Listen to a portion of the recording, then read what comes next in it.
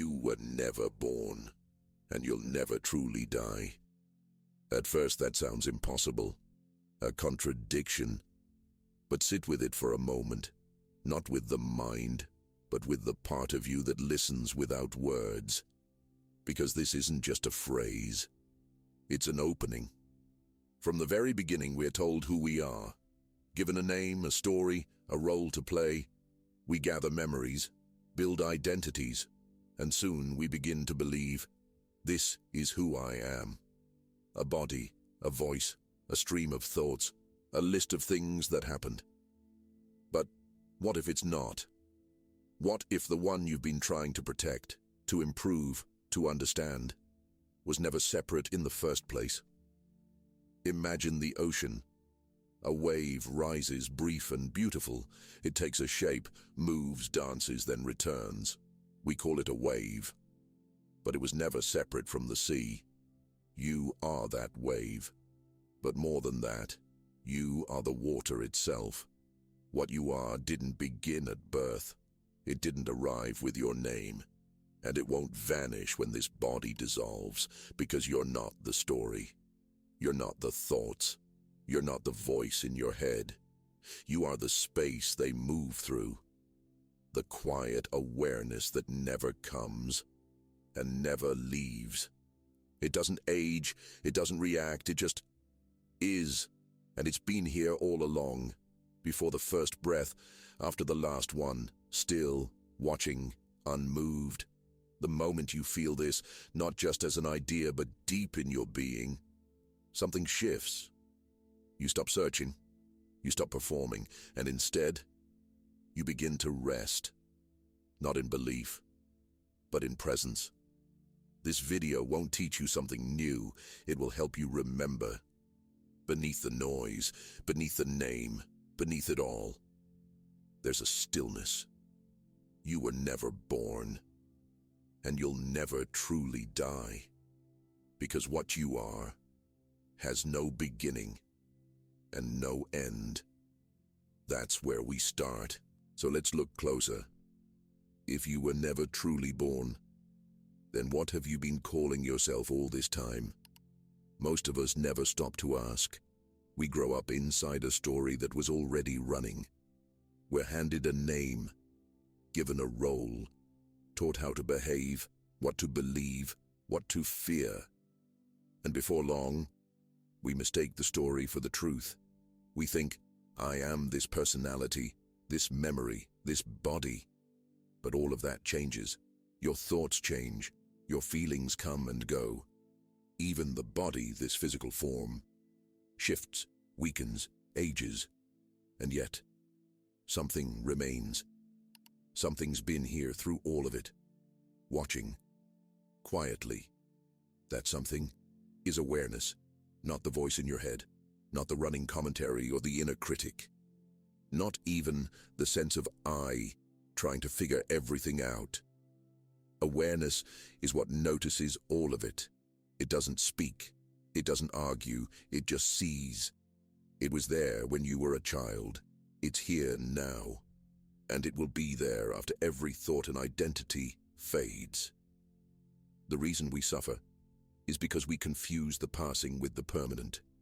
We believe that the me inside the mind is in charge, that it owns the body, controls the life, drives the outcome. But stop and ask. Did you choose your next thought? Did you plan your last emotion? Thoughts just appear, feelings arise on their own. The heart beats, the breath moves. Life is happening. And the idea that there's a solid I directing all of it is just that, an idea. The ego is a story, held together by memory, habit, and belief. It says, I am the thinker, I am the doer, I am separate from you. But look closer, and that I begins to fall apart. It has no fixed shape, no center, no edge, just thoughts, floating in space, just energy, passing through awareness. This is the insight at the heart of every spiritual path. Not that you need to become something greater, but that you need to stop mistaking yourself for something smaller. You are not your thoughts. You are not your roles. You are not the name you answer to. You are the presence behind all of it. Silent, still, unchanging. And when you begin to live from that place, not just thinking about it, but actually feeling it, everything softens. You don't take things so personally.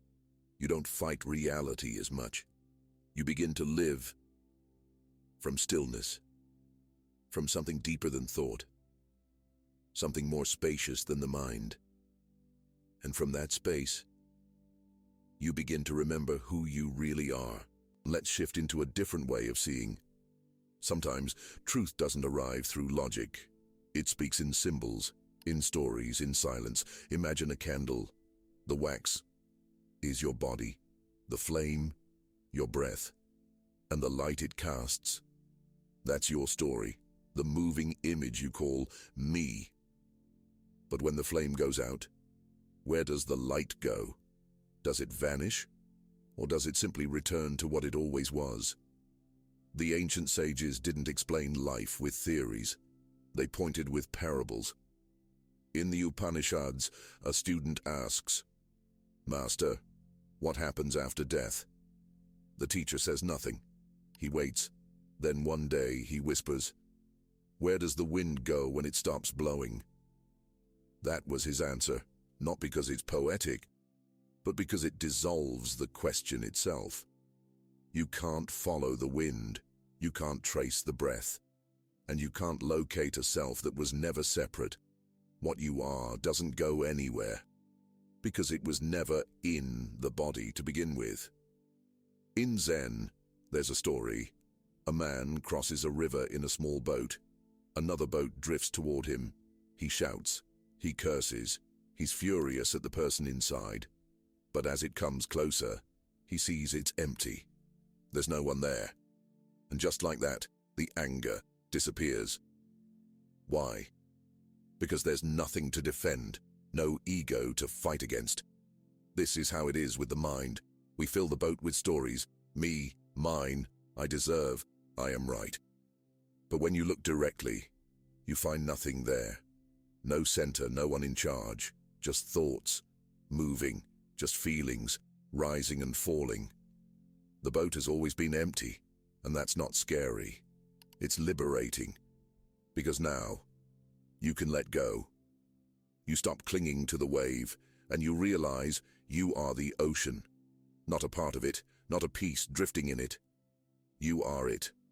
That's the secret the mystics left behind. Not to escape the world, but to remember that the world was never separate from you. So how do you live from this? If you're not the story, not the name, the thoughts, the roles, how do you show up in the world? The answer isn't dramatic. It doesn't require renouncing anything. It begins with something very small. You pause. You take a breath. And for just a moment, you notice. You notice that everything you thought was you is happening on its own. Thoughts arise, sensations move, the world spins. And through it all, there's something still. That stillness, that quiet, wordless noticing, is who you are. The practice is not to escape. It's to remember. When anger appears, you don't have to become it. When anxiety surfaces, you don't have to fight it. You just see it, feel it, and let it move through. You don't repress it. You don't identify with it. You simply become the space that allows it all. And in that space, something opens. Life begins to soften. You stop gripping so tightly. You stop needing everything to make sense. Because now you trust something deeper. You trust that the breath will keep moving, that the body will keep walking, that life will keep unfolding, even without the ego holding the wheel. You no longer need to prove yourself. You no longer need to win the argument. You no longer need to be anything other than present. From this place, relationships shift. You stop projecting. You listen more. You react less. And when pain shows up, as it will, you don't run. You sit with it. You breathe. You let it teach you. Because now you're not protecting an illusion. You're not defending a mask. You're living from something real, something untouched, something permanent, and that changes everything. Not in some cosmic, distant way, but in the way you look at someone, in the way you pause before speaking, in the way you move through a room. You become softer, more spacious, less afraid. And in that space, you begin to feel what's always been here, this quiet presence, this silent awareness, this deep knowing that can't be named. It's not something you earn. It's not something you create. It's what you are.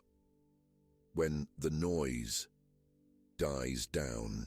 So now we return to where we began. You were never born, and you'll never truly die. Not because you're some mystical being, but because what you are was never defined by form. The body came, and one day it will go. The mind, with all its noise, will quiet. But the awareness, this still watching presence, it doesn't arrive. It doesn't leave. It just is, always. You've felt it in silence. You've touched it in moments of awe, in grief, in beauty too vast for words. And maybe, for a moment, you remembered that behind the eyes, there's no fixed person, just presence, just this. And when you see that, not as a belief, but as a felt experience, everything begins to shift. You stop chasing wholeness.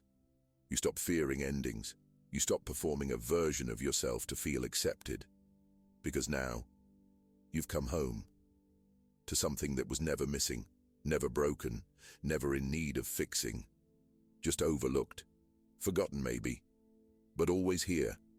So, if something in you stirred during this video, if a quiet voice within whispered, "Yes, I've known this," then don't let it fade. Keep listening, keep remembering, keep coming back to what's real. And if this message reached you, if it felt like a part of you being reflected back, then stay with us. This space is for remembering, not learning more, not becoming someone else, just remembering what you've always been. Subscribe to this channel, not for answers, but to stay close to the silence beneath the noise, to the stillness behind the story, to the truth that never needed words. You're not the wave, you're the ocean, you're not the thought. You're the awareness beneath it. You were never born, and you'll never truly die. You are. Here. Now. Always.